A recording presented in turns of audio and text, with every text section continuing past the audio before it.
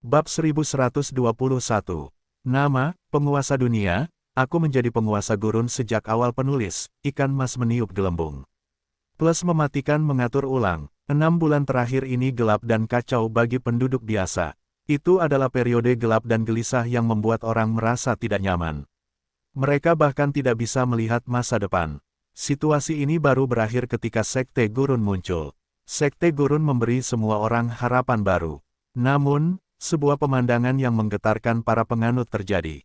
Itu telah meruntuhkan simbol Sekte Gurun, gereja gurun tempat dewa turun. Dan itu runtuh tanpa peringatan apapun.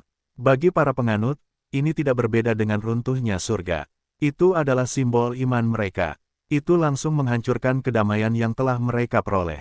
Kehilangan tetap ada di hati mereka. Penganut yang tak terhitung jumlahnya berkumpul di luar gereja yang runtuh dan mulai mengamuk, mengaum, mengutuk, berdoa, dan menebus dosa-dosa mereka.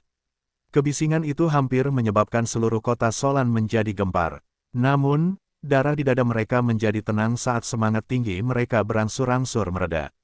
Itu menenangkan udara. Semua penganut menatap kosong ke gereja yang sekali lagi hancur menjadi pasir kuning. Mereka hanya bisa mendengar napas rekan-rekan mereka di samping mereka dan tidak ada yang lain. Pada saat ini, tidak ada yang bisa membaca pikiran para penganutnya. Gereja runtuh, dan iman mereka, dewa gurun yang agung, tidak muncul. Itu semakin mengganggu mereka. Namun, warga sipil yang tidak berdaya hanya bisa berdoa agar iman mereka dapat mendatangkan seorang penyelamat dan membawa harapan lagi. Mereka tidak bisa lagi mengendalikan nasib mereka. Yang lemah tidak pernah memiliki hak untuk memilih di dunia yang kacau. Asmodes dan 9 Raja Iblis yang tampak seperti manusia diam-diam memperhatikan para penganut yang berkumpul di sebuah hotel mewah beberapa ratus meter dari gereja gurun. Tuanku, dapatkah runtuhnya gereja gurun memprovokasi hubungan antara Dewa Matahari dan Dewi Cahaya dan Tuan Daratan Kasih Karunia? Asmodes tidak berbalik ketika dia mendengar pertanyaan di belakangnya. Menghancurkan gereja Tuan Daratan Kasih Karunia tidak ada hubungannya dengan mereka.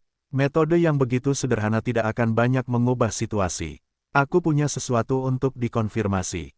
Itulah tujuanku. Raja Iblis dengan cepat mengerti. Kekeruhan di matanya di bawah jubah itu semakin gelap. Dia mengubah topik dan berbicara dengan suara rendah. Tuan, apakah kita perlu membuat pengaturan baru? Semakin banyak musuh akan datang ke kota ini jika kita terus menunggu seperti ini dan tidak melakukan apa-apa. Kita tidak akan bisa mengendalikan situasi lagi setelah kita melampaui batas. Bahkan para dewa rendahan dari sistem Dewa Orc berani menunjukkan diri mereka. Siapa yang tahu apa yang akan terjadi selanjutnya? Semakin cepat kita bertindak, semakin besar inisiatif yang kita miliki. Dia berhenti sejenak dan mengatur kata-katanya setelahnya. Wilayah Grace Mainland Overlord berada di gurun kematian. Pihak lain adalah kuncinya jika memang takdir berkata demikian. Wilayahnya pasti menyimpan banyak rahasia. Tuan, tolong beri perintah. Seorang Devil Lord menoleh dengan kaku saat mendengar ini, nadanya dipenuhi kegembiraan. Tuan, ada orang lain di kota Solan. Kita tidak bisa menyentuh mereka. Apakah kita masih ingin mempertahankan wilayah Grace Mainland Overlord? Dia telah menunggu di hotel kecil ini selama lebih dari sebulan. Dia merasa tulang-tulangnya hampir berkarat. Dia haus akan darah, jiwa, dan pembantaian. Asmodes menyipitkan matanya dan hendak menjawab ketika ekspresinya tiba-tiba berubah. Dia tiba-tiba mengangkat kepalanya dan menatap langit. Nada suaranya samar. Apakah lintasan takdir berubah? Dia segera menutup matanya, dan aura jahat yang membuat Devil Lord di belakangnya gemetar diam-diam menyebar. Bos utama membuka matanya lagi. Matanya yang awalnya keruh bersinar dengan cahaya yang menusuk. Cahaya itu menggetarkan jiwa. Ada kegembiraan yang tak tersembunyi dalam nadanya. Kuncinya tidak hanya di kota ini. Segala sesuatu yang berhubungan dengan Grace Mainland Overlord adalah bagian dari kuncinya. Ini adalah berkat dari keinginan dunia. Dia tiba-tiba berbalik sesudahnya. Dia menatap 9 penguasa iblis yang telah berubah menjadi bentuk manusia. Dia menunjuk ke 3 orang di paling kanan. Kirim pasukanmu dan rebut wilayah Grace Mainland Overlord. Kita harus mengalahkan mereka bahkan jika yang kuno muncul. Para penguasa iblis segera bersemangat. Mereka tampak bersemangat. Darah dan jiwa melengkapi kemajuan iblis. Mereka sudah haus dan lapar. Mereka akhirnya mendambakan perang dan pembantaian.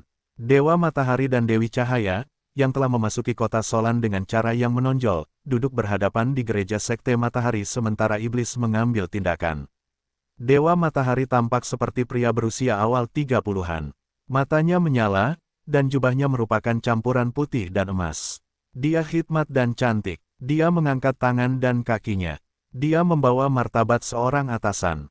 Dia memancarkan aura penindasan yang kuat. Dewa Matahari adalah dewa yang hidup di matahari.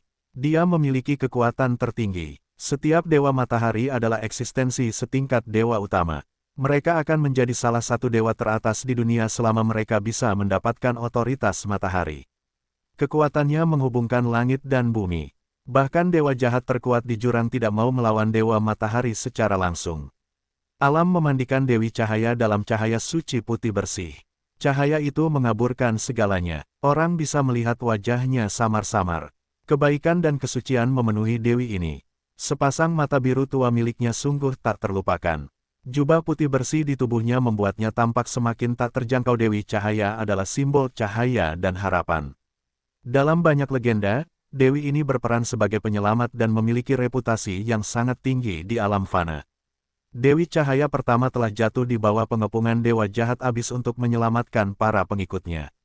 Generasi kedua Dewi Cahaya juga telah tewas dalam pertempuran untuk melindungi warga sipil 500.000 tahun yang lalu. Dia meninggalkan ratapan yang tak terhitung jumlahnya. Dewi Cahaya sekarang berada di generasi ketiga. Tidak ada yang tahu apa akhir hidupnya. Kami baru saja memasuki kota ketika gereja gurun runtuh. Tidak ada yang namanya kebetulan. Siapa di balik ini? Suara tenang Dewa Matahari bergema di aula. Nadanya tidak berat, tetapi memberi orang tekanan yang kuat. Itu seperti matahari yang tergantung di langit. Mata Dewi Cahaya sedikit menyipit, dan nadanya lembut dan jelas. Selain iblis di jurang, kemungkinan terbesar adalah neraka. Dewa Matahari menyipitkan matanya dan berkata perlahan, "Tuan, Dewi Kegelapan juga telah tiba di kota ini." Osmodes memahami ekspresi itu, meskipun dia tidak lagi menyelesaikan kalimatnya. Ekspresi Dewi Cahaya berubah serius ketika dia mendengar nama Dewi Kegelapan. Tatapannya menjadi rumit. Setiap Dewi Cahaya akan mewarisi nama Suren, sedangkan Dewi Kegelapan tidak pernah berubah sejak awal penciptaan. Cahaya dan kegelapan adalah kebalikan mutlak, tetapi mereka juga saling bersimbiosis. Dia tahu tentang kedatangan Dewi Kegelapan lebih awal daripada Dewa Matahari. Dewi Cahaya perlahan menggelengkan kepalanya setelah beberapa saat terdiam. Itu bukan dia. Dia tidak akan begitu bosan. Dewa Matahari menatap sang Dewi dengan penuh arti dan tidak mengatakan apa-apa lagi. Kau tahu apa yang kau lakukan? Aura kunci semakin tebal, dan lintasan takdir tidak lagi tak terduga. Sikap apa yang harus kita gunakan untuk menghadapi rahmat Tuhan, Tuan? Dia kembali ke topik, dan Dewa Matahari merasa sakit kepala. Dunia tidak bisa meremehkan kekuatannya ketika dia masih duduk di kursinya. Namun, perubahan aturan menekan otoritasnya. Dia tidak bisa lagi menggunakan kekuatan yang dapat menghancurkan segalanya untuk menyelesaikan masalah. Saat ini, reputasi Grace Mainland Overlord tidak kalah darinya. Yang lebih mengkhawatirkan adalah bahwa Grace Mainland Overlord terkait dengan era baru. Banyak orang akan memata-matai tuannya secara pribadi dan publik dengan latar belakang seperti itu. Grace Mainland Overlord yang tampaknya lemah ini berdiri diam. Itu menakutkan. Tidak ada yang mengancam atau menantangnya sama sekali. Dia harus menanggapi ini dengan serius. Yang lemah tidak bisa menjadi tokoh top yang menarik perhatian dunia, dan bahkan lebih mustahil bagi mereka untuk tetap tidak terluka di mata badai. Mata Dewi Cahaya bergerak sedikit. Jangan khawatir, minta saja Grace Mainland Overlord untuk menemuinya. Kita akan tahu sikapnya setelah kita bertemu dengannya. Itu mengejutkan Dewa Matahari pada awalnya. Tapi dia mengangguk lega sesudahnya. Aku salah. Fraksi Gurun masih netral, meskipun Grace Mainland Overlord mengambil agama Dewa Gurun. Itu tidak akan berubah karena tindakannya. Secara tidak sadar, dia selalu memperlakukannya sebagai musuh, jadi dia ekstra hati-hati. Namun, Dewi Cahaya berubah pikiran dan segera membuka pikirannya. Bagaimana dengan sikap kita? Bekerja sama. Seseorang tidak dapat memulai era baru sendirian. Kita membutuhkan kekuatan Grace Mainland Overlord. Richard pertama kali mengunjungi Sekte Gurun ketika dia kembali ke kota Solan. Yang menyambut matanya adalah gereja yang runtuh dan orang-orang percaya yang diam. Pemandangan itu seperti pemandangan keputusasaan setelah bencana besar. Orang-orang merasakan penindasan yang tidak dapat dijelaskan, dan bahkan napas mereka terasa berat secara tidak wajar. Dia terbang di atas gereja dan melihat ke bawah. Tatapannya menjadi dingin. Niat membunuh di dalam hatinya terus membumbung tinggi. Anda sedang mencari kematian. Apakah dia pikir pedangnya tidak nyata? Hening sejenak telah berlalu. Richard merasakan sesuatu dan menoleh untuk melihat ke arah lain. Matanya berkedip dengan cahaya yang berbahaya. Orang-orang ini memperlakukannya seperti bukan apa-apa. Siapa yang memberimu nyali? Apakah dia tidak cukup membunuh dewa? Orang-orang percaya kehilangan moral mereka dan menyadari sosok yang dikenalnya. Mereka merasakan aura yang membuat mereka menjadi gila. Suasana hati mereka langsung naik dari neraka ke surga. Tuhanku, tidak ada yang terjadi. Tuhan telah kembali. Tuanku, orang-orang percaya Anda yang taat bersujud kepada Anda. Tuhan yang agung, sampah-sampah yang bersembunyi di selokan telah merusak gereja Anda. Tolong hukum mereka. Tuhanku, kami gagal melindungi gereja. Kami bersalah. Gereja runtuh, dan doa yang nyaring melampiaskan ketakutan mereka. Richard merasakan emosi yang melonjak dalam benaknya. Dia mendesak untuk menenangkan niat membunuh yang melonjak di dalam hatinya. Nada suaranya tegas dan penuh tekad. Umatku, tidak seorang pun dapat menyinggung dan memprovokasi martabat padang pasir. Kalian semua, kembalilah. Aku sendiri yang akan menemukan tikus yang bersembunyi di selokan, entah itu manusia atau dewa. Dia selesai berbicara. Dia mengembalikan sebagian kekuatan iman yang telah dia kumpulkan kepada para pengikutnya. Para penganut di bawah segera merasakan semangat mereka tersentak. Kekuatan itu memulihkan kondisi mental mereka yang sebelumnya kelelahan. Kekuatan memenuhi seluruh tubuh mereka. Tatapannya menjadi semakin panas, dan emosi gugupnya menghilang. Mereka tahu bahwa Dewa Agung mereka akan tetap melindungi mereka. Suasana hati Richard tidak mendingin bahkan setelah kepergiannya. Sebaliknya, suasana hatinya menjadi semakin intens. Dewa Matahari dan Dewi Cahaya duduk berhadapan di gereja sekte Matahari dan menoleh ke samping. Mata mereka terkejut. Detik berikutnya, serangan mendistorsi ruang yang telah lama mereka cari. Sosok yang ditutupi pasir kuning diam-diam muncul di garis pandang mereka. Apakah kalian berdua menghancurkan gereja? Nada bicara pria misterius itu tenang dan acuh tak acuh, tetapi kekuatan dan dominasi di balik kata-katanya setajam jarum baja. Mata Dewa Matahari tiba-tiba memancarkan cahaya yang berapi-api. Dia menatap Richard. Kau memiliki kerajaan ilahi. Dia telah melepaskan auranya untuk memikat Richard ke sini, tetapi dia tidak menyangka Grace Mainland Overlord akan muncul di depannya dengan cara seperti itu. Tangannya memperkuat gereja. Sihir spasial biasa tidak bisa masuk sama sekali. Metode pihak lain untuk mendistorsi ruang seperti menggunakan kerajaan ilahi untuk membuka lorong spasial. Tatapan Dewi Cahaya itu serius.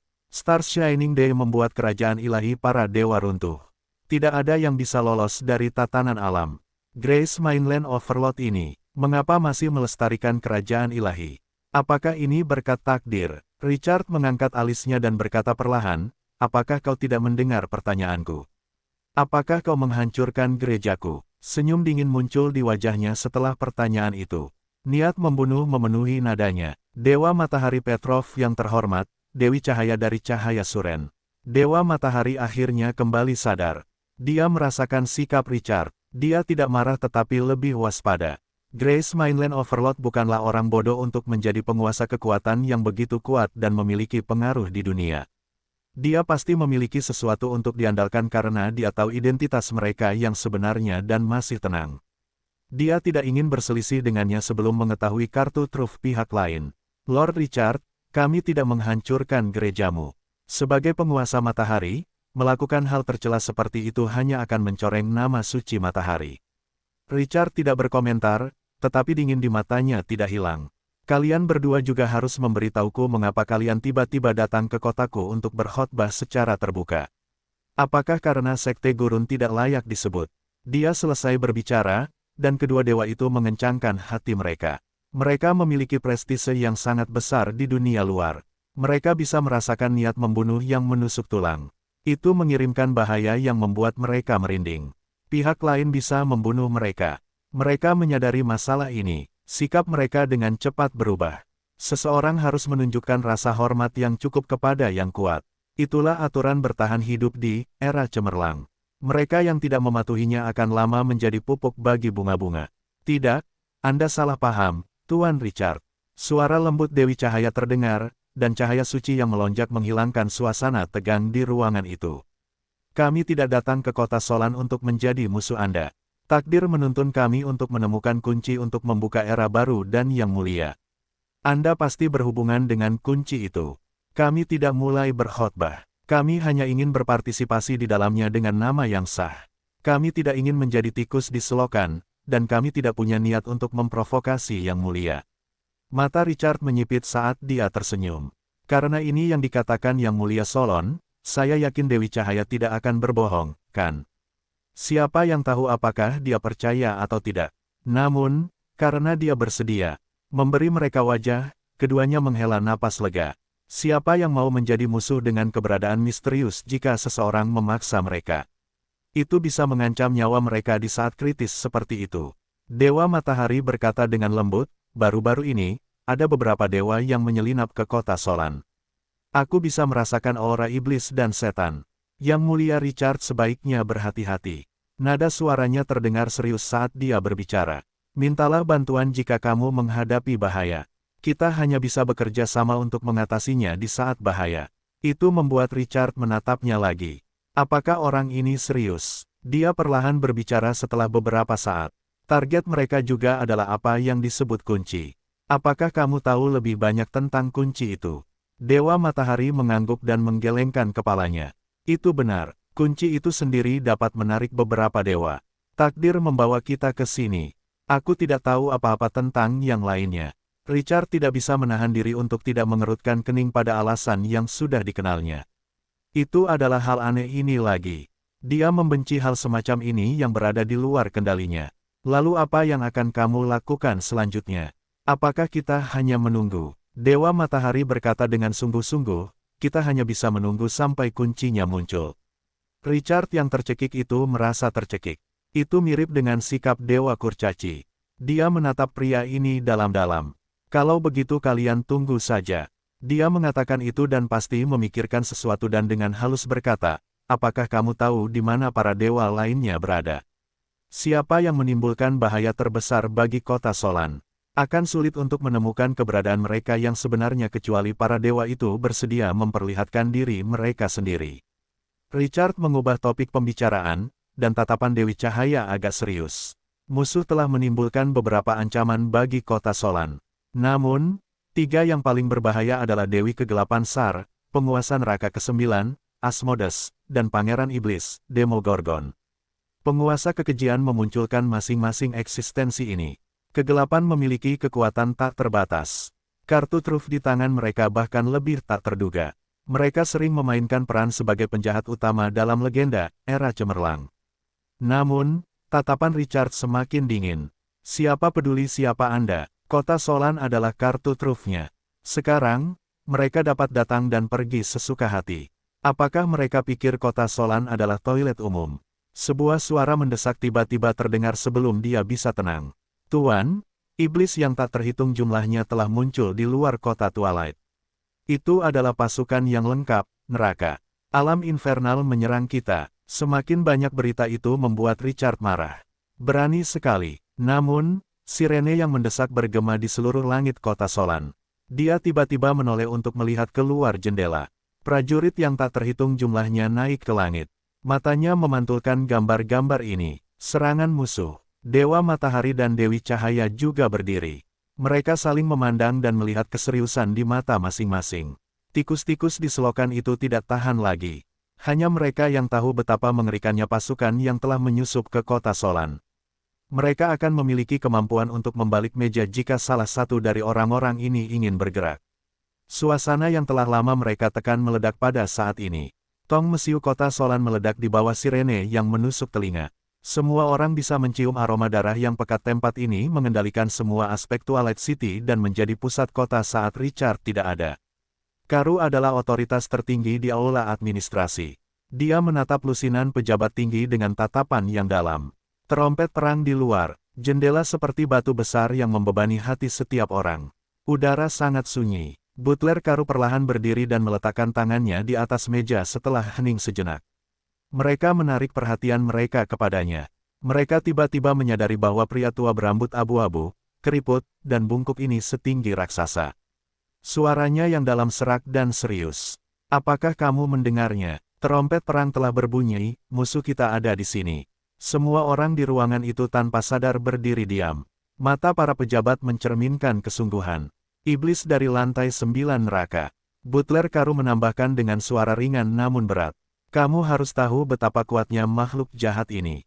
Mereka buas, gila, dan haus darah. Tidak ada yang mau menghadapi mereka. Dia selesai berbicara, dan Karu membanting meja dengan keras. Itu mengejutkan semua orang. Urat-urat di leher lelaki tua berambut abu-abu itu menonjol seperti ular yang menggeliat. Wajahnya yang biasanya tenang dan baik berubah sangat ganas saat ini. Dia seperti binatang buas yang akan melahap seseorang. Suaranya yang serak meraung histeris. Tapi kita tidak punya jalan keluar. Kota Twilight tepat di bawah kaki kita. Ini adalah rumah kita, dukungan kita, tanah suci yang akan kita lindungi dengan nyawa dan jiwa kita. Kecuali jika kamu melangkahi mayat-mayat kami dan berbaring, jika tidak. Tidak seorang pun dapat melangkah ke kota ini. Surga mengawasi kita, setiap warga kota Twilight akan memberkati kita, karena tidak seorang pun akan mengabaikan tatapan itu. Bertarung sampai mati, suara melengking dan serak itu tidak memiliki kekuatan keterampilan yang menghasut. Semua orang duduk dan merasakan darah mendidih di bawah gema terompet perang. Orang di depan berdiri tiba-tiba dan membanting meja dengan marah. Bertarung sampai mati, orang-orang yang tersisa segera berbalik, berdiri serempak, dan meraung dengan ganas. Bertarung sampai mati, suara arogannya dapat meredam raungan naga. Hicks, suara terompet perang yang tumpul seperti teriakan rendah burung nasar yang berputar-putar di langit. Setiap gema berarti kematian sudah dekat. Setan yang tak terhitung jumlahnya seperti belalang.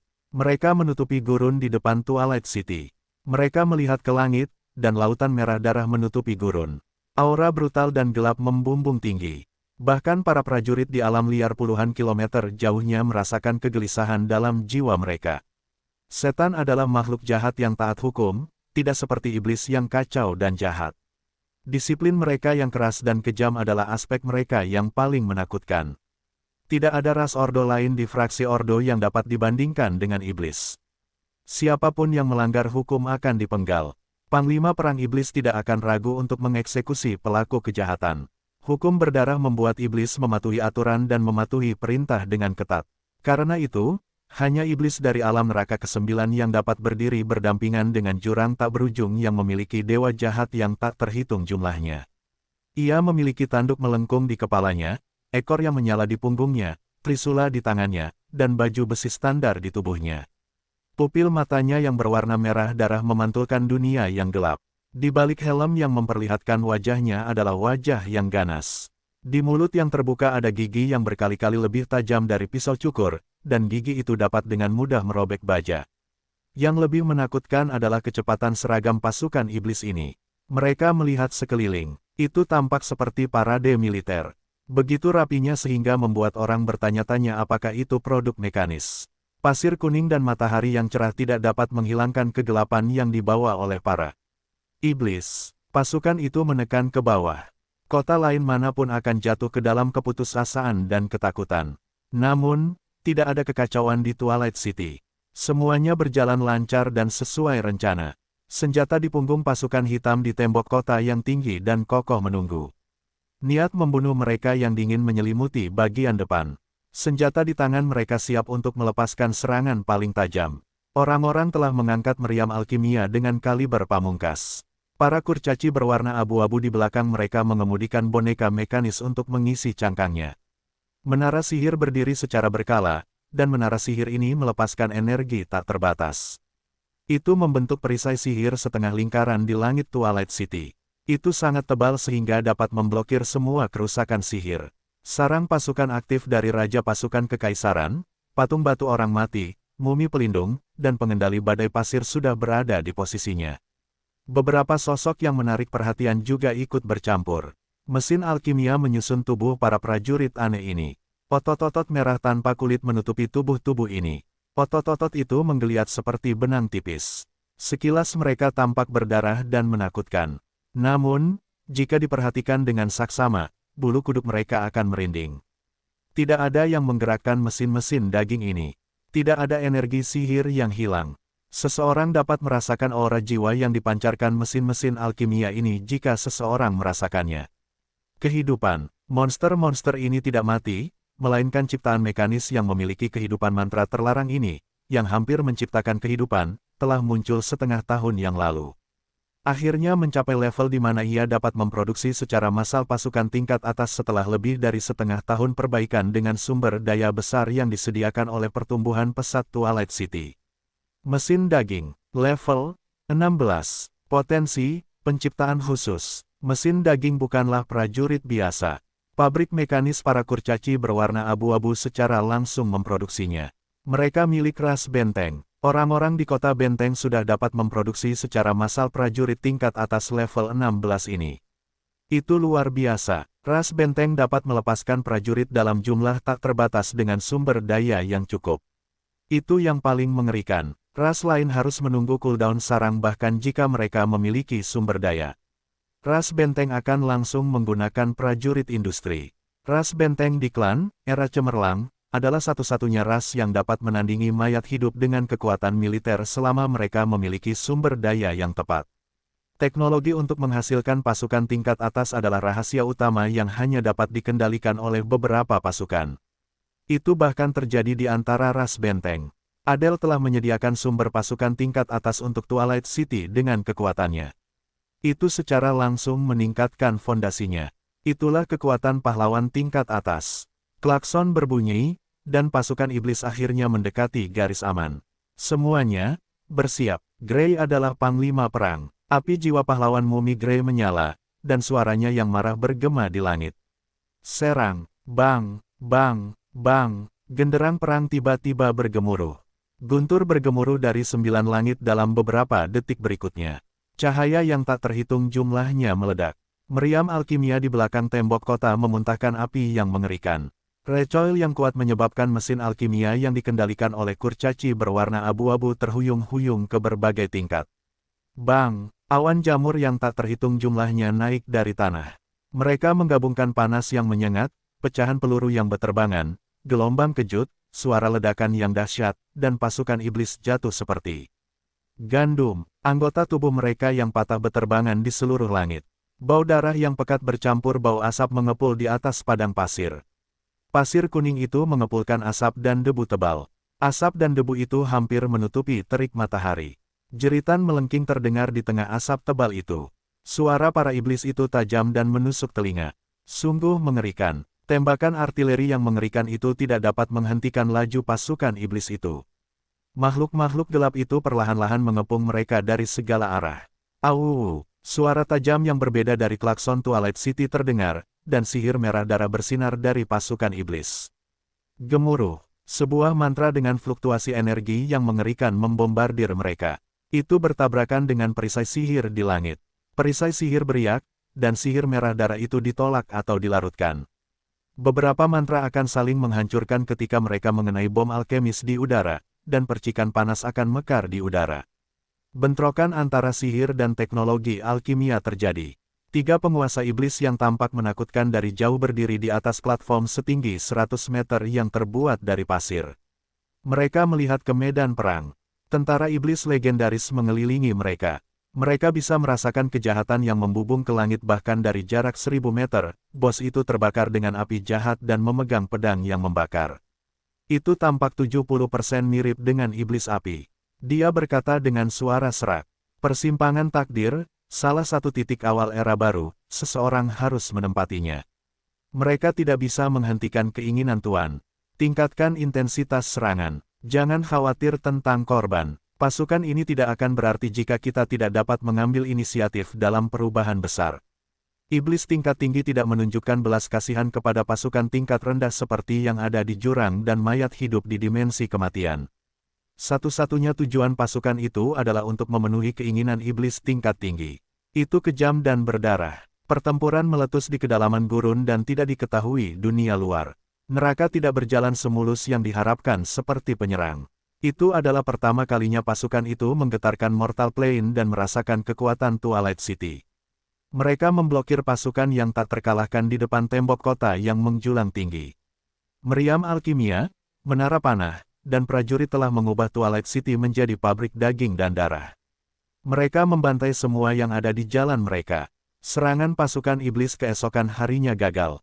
Mereka menemukan pasir hisap di utara. Beberapa celah spasial menggelitik minat para kekejian. Sebagian besar pasukan mulai meluas ke utara. Kemudian, pasukan iblis bentrok langsung dengan pasukan luar biasa level 22, para Trin Gelap. Para Trin Gelap setinggi 30 meter menghadapi pasukan iblis seperti penggiling daging. Para iblis terorganisasi dan memiliki formasi pasukan, tetapi para Trin Gelap menghancurkan mereka. Para penguasa iblis tidak menyangka bahwa pasukan mereka bahkan tidak dapat menghancurkan satu sudut pun. Mereka langsung melemparkan beberapa pasukan luar biasa karena malu. Efek dari pasukan transenden mereka yang bergabung sia-sia. Itu membuat mereka semakin heran. Para Trin Gelap menduduki tanah pasir hisap dan seperti gunung yang tak tergoyahkan. Mereka dengan kuat memblokir semua iblis. Pasukan iblis masih belum maju pada hari ketiga perang. Akan tetapi, pasukan musuh semakin liar, dan tekanan berangsur-angsur memburuk. Kita akan melaksanakan rencana besok pagi jika iblis-iblis itu terus menindas tanah pasir hisap. Kita akan menyerahkan tanah pasir hisap, menghancurkan gerbang spasial di sana, dan berkomunikasi dengan dunia bawah dan El melalui tanah abadi. Salah. Satu pejabat berusia 40-an berdiri dan berkata dengan tatapan penuh tekad setelah hening sejenak. Tuan, kita tidak harus menyerahkan tanah pasir hisap. Tempat ini bisa menjadi medan perang kedua kita dan berbagi tekanan di Twilight City. Tetapi kita hanya perlu meninggalkan pintu masuk ke tanah abadi demi keselamatan. Master Karu mengangguk. Tentu, tapi bersiaplah untuk menyerahkan wilayah ini. Pejabat itu menghela napas lega. Kemudian, dia tampak memikirkan sesuatu dan ragu-ragu. Serangan iblis begitu dahsyat sehingga kita membutuhkan lebih banyak bala bantuan, meskipun kita mendapat dukungan dari dunia bawah tanah dan El Plane. Di atas tembok kota yang tampak seperti lembah, para prajurit berbaju besi berat menyerang musuh-musuh yang ingin menerobos kota dengan ganas. Para penyerang ini tidak memiliki daging atau darah di tubuh mereka, hanya tulang-tulang pucat. Api jiwa biru menyala liar di mata mereka yang kosong. Tubuh mereka akan mengeluarkan suara berderit setiap kali mereka bergerak maju. Ada aura kematian yang pekat yang membuat hati orang-orang bergetar. Mereka adalah monster dari 3 negeri jahat, mayat hidup. Mayat hidup yang tak terhitung jumlahnya. Mereka melihat ke bawah dari langit, dan daratan di depan kota Solan sangat luas dan tak terbatas. Lautan monster seperti prajurit kerangka, pemanah kerangka, hantu, zombie, kavaleri tanpa kepala, dan lik membentuk banjir dan bergegas menuju tembok kota. Orang-orang biasa tidak dapat membayangkan betapa mengerikannya pemandangan ini jika mereka tidak melihatnya dengan mata kepala sendiri. Ada juga monster-monster menakutkan di langit selain yang ada di tanah. Mereka termasuk naga tulang, naga hantu, dan naga zombie. Prajurit mayat hidup tingkat tinggi yang tak terhitung jumlahnya meraung lewat tanpa rasa takut. Semuanya adalah prajurit transenden. Mereka akan memperlakukan mereka seperti bos kecil jika pemain bertemu mereka.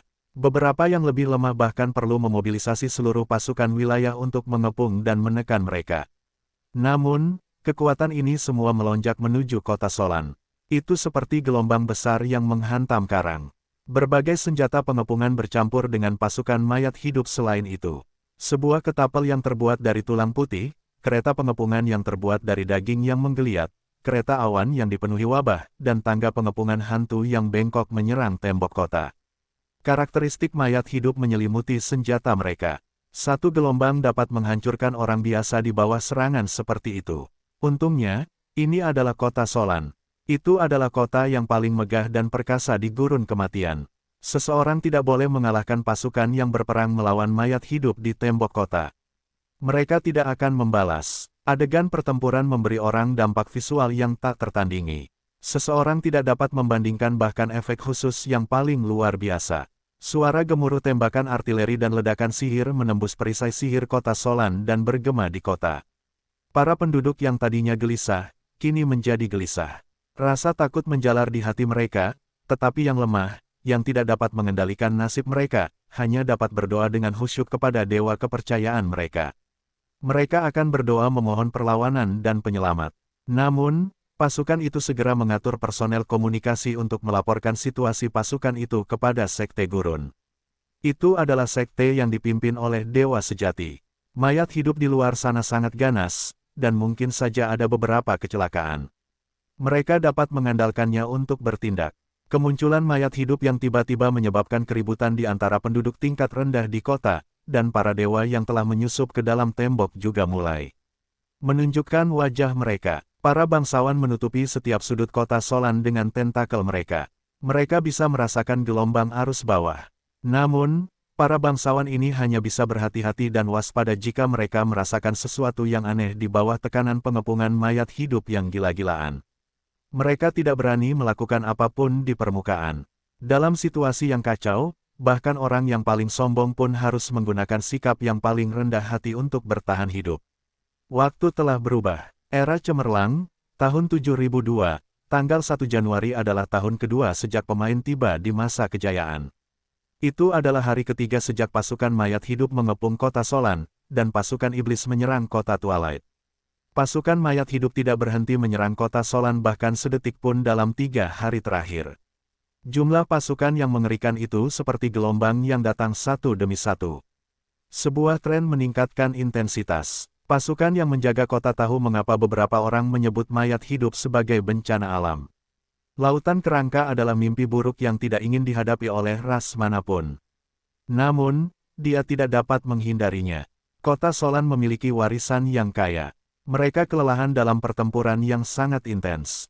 Konsumsi kekuatan militer dan cadangan strategis dapat dikatakan berlebihan. Jumlah orang percaya yang datang untuk berdoa beberapa kali lebih banyak daripada sebelumnya setelah pembangunan kembali gereja Gurun. Richard berada di ruang istirahat. Dia merasakan kekuatan iman yang tumbuh pesat di tubuhnya, tatapannya samar.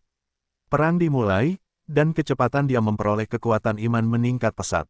Para dewa dapat menyebabkan krisis ini jika seseorang tidak melucuti otoritas mereka. Memperkuat kekuatan sambil duduk adalah hal yang hebat. Bang, bang. Bang, ketukan di pintu mengganggu pikiran Richard. Masuklah. Seorang pemuda dan cantik mendorong pintu lengkung setengah lingkaran hingga terbuka. Sosok itu memasuki ruangan dengan tatapan yang rumit. Lord Richard, yang mulia. Richard mendengar suara yang dikenalnya. Dia menoleh dan melihat sosok muda dan cantik.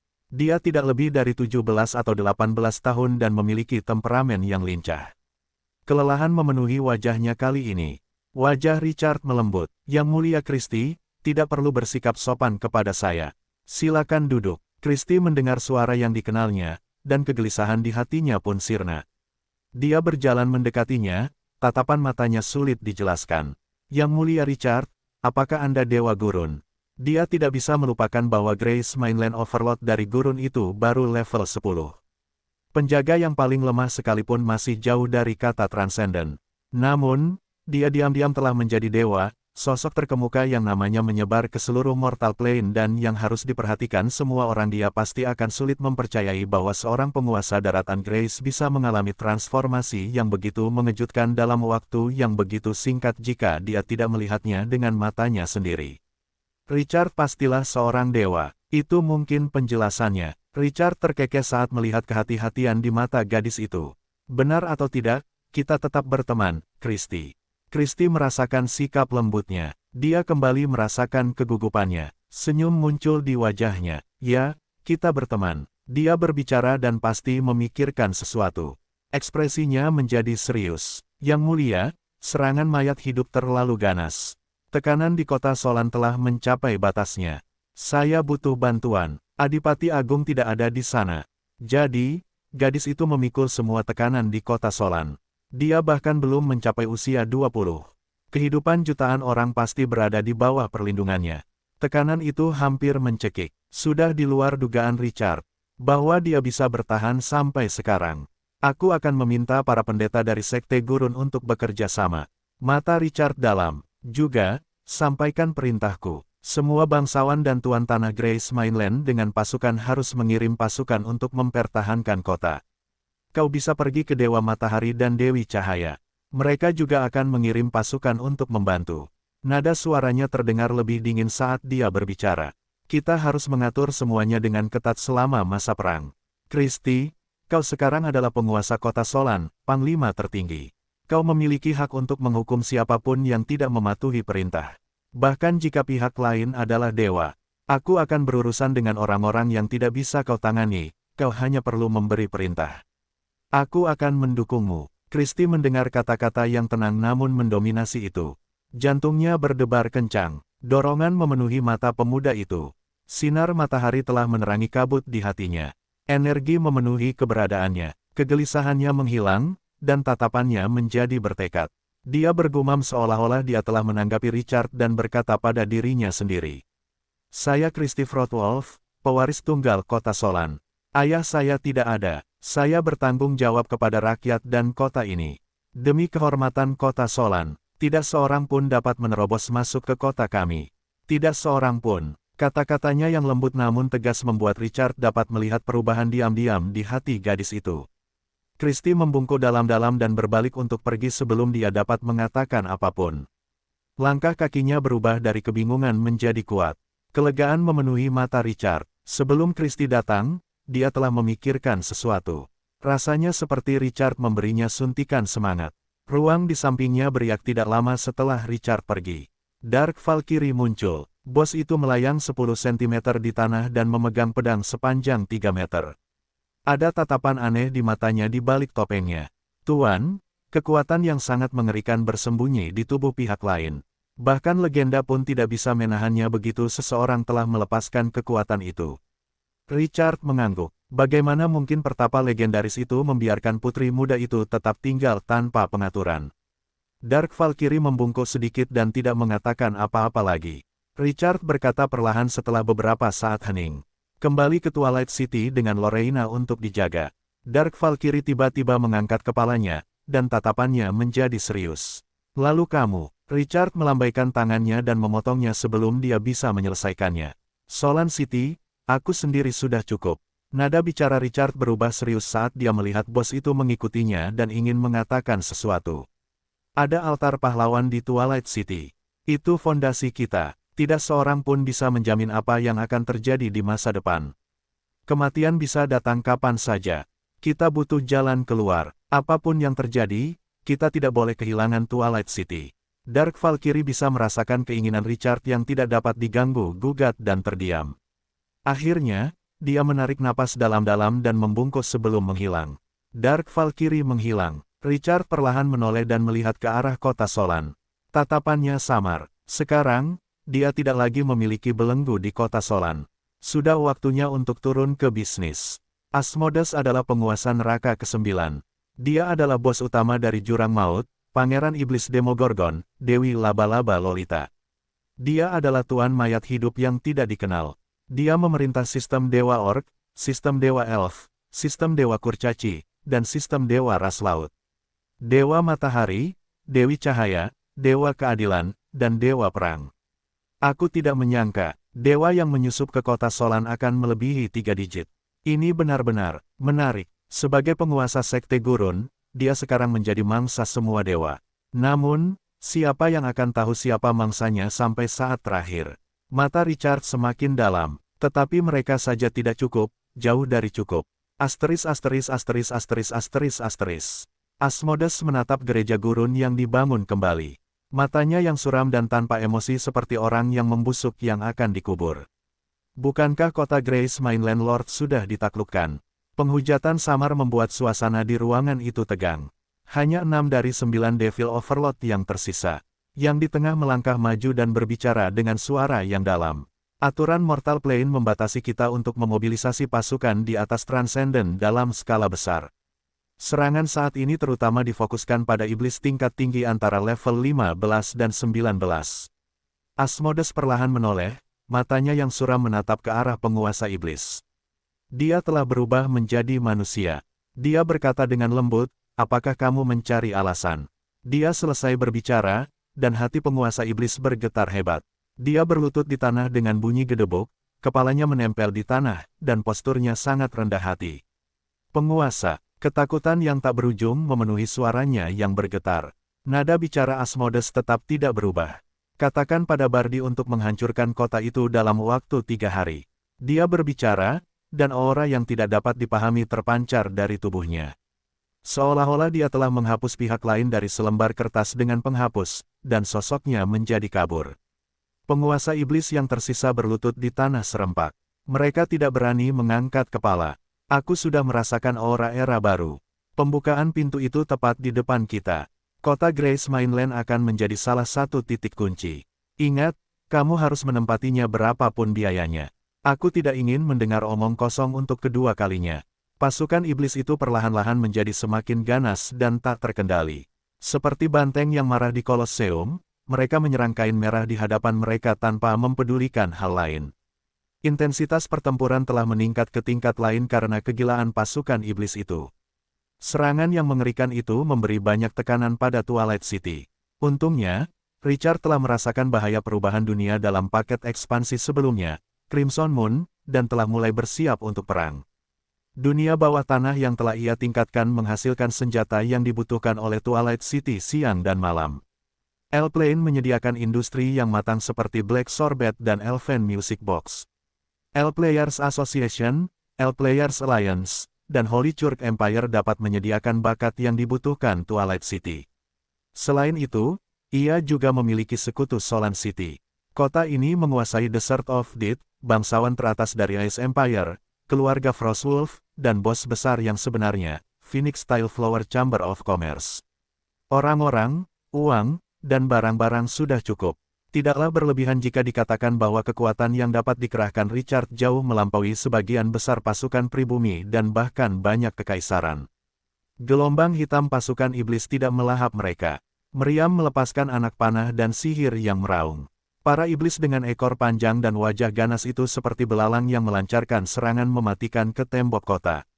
Para prajurit di tembok kota membalas tanpa ampun. Seseorang melihat dari atas dan dapat melihat awan jamur yang muncul setelah kapak perang batu milik orang mati meledak. Seseorang dapat melihat kegilaan pengendali badai pasir saat ia berubah menjadi bencana badai pasir yang menyapu ke segala arah. Seseorang dapat melihat tirani raja pasukan kekaisaran yang menggunakan tali tak terlihat untuk mengendalikan pedangnya dan menggunakan army destruction. Pasukan iblis menderita banyak korban karena intensitas pertempuran yang tinggi. Mayat-mayat berserakan di tanah dan memaksa pengendali badai pasir untuk memanipulasi pasir untuk mengubur mereka. Kerugian Twilight City secara bertahap meningkat hingga menjadi tidak dapat diterima dalam keadaan seperti itu. Pasukan bawah tanah mendukung pasukan Twilight City. Adele mengembangkan persenjataan yang memproduksi mesin-mesin daging secara massal. Mereka menggunakan semuanya dalam perang. Meski begitu, mereka tidak dapat menahan tingkat konsumsi ini. Berita tentang pertempuran itu dengan cepat sampai ke Richard. Dia segera memerintahkan bala bantuan dari L untuk masuk tanpa ragu-ragu. Asosiasi pemain L dan aliansi L memiliki lebih dari 10.000 anggota. Para anggota ini bukanlah individu. Mereka adalah pasukan yang menguasai suatu wilayah. Richard mengandalkan reputasinya yang dilebih-lebihkan selama pertemuan rahasia terakhir. Pasukan ini mengandalkan L-Plane sebagai pusat perdagangan untuk mendapatkan apa yang diinginkannya dari mereka. Tentara yang sangat besar. Semua pasukan ini mendukung Twilight City tanpa kecuali.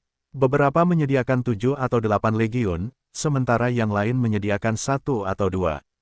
Kekuatan ini menjadi berlebihan dengan jumlah yang begitu besar. Langkah di L-Plane ini adalah langkah paling cerdik yang pernah dilakukannya. Dia akan menghadapi serangan neraka ke-9 sendirian jika dia tidak mengumpulkan sebagian besar orang. Itu akan menjadi neraka yang tidak ada harapan. Pertempuran itu terlalu berdarah, dan kerusakannya jauh di luar imajinasi orang-orang biasa, meskipun pihak yang bertahan memiliki keuntungan mutlak dalam pengepungan. Kekuatan pasukan Twilight City sekali lagi berlimpah, dan mereka memiliki modal untuk terus berperang melawan neraka. Api perang terus berlanjut. 3 penguasa iblis masih menjadi dewa setengah dewa di pos komando di belakang pasukan iblis. Mereka menatap medan perang dengan dingin, dan ekspresi mereka jelek. Mereka belum maju dalam menyerang wilayah penguasa daratan Grace. Itu seperti tamparan di wajah mereka. Penghinaan adalah kesalahan yang tidak dapat diterima. Sudah berapa lama penguasa daratan Grace berada di dunia ini? Bisakah dia memblokir serangan mereka? Seperti yang diharapkan, penguasa neraka ke-9 mengirimkan teguran tanpa ampun setelah dia menerima berita tentang serangan mereka yang gagal. Itu membuatnya malu. Bagaimana mungkin penguasa daratan Grace yang terkutuk itu membangun kota yang tidak dapat ditembus hanya dalam 1 atau 2 tahun? Yang Mulia Bardi, kami telah memotong semua rute pelarian di kota ini. Para trin gelap di utara pasir hisap juga mundur ke bidang lain. Mereka tidak dapat lagi mengganggu kita. Namun, kekuatan kota ini jauh lebih dari apa yang terlihat di permukaan. Mereka masih memiliki lorong-lorong yang menghubungkan ke bidang lain. Jumlah bala bantuan mereka terlalu abnormal. Mereka telah menyelesaikan mantra spasial yang dibangun oleh Legiun Perapal Mantra. Kami hanya menunggu perintah Anda. Raja Iblis memimpin perang ini, dan penguasa tingkat pertama neraka ke-9 Bardi, memiliki tatapan gelap di matanya. Sejak awal, ia tahu ada beberapa bala bantuan di kota ini. Namun, kesombongannya membuatnya mengabaikan mereka. Mereka adalah iblis mulia dari neraka ke-9. Mereka bisa menghancurkan pihak lain dalam satu gelombang. Itulah yang penting. Mengapa mereka perlu peduli dengan bala bantuan? Segala sesuatu di kota ini hanyalah makanan segar.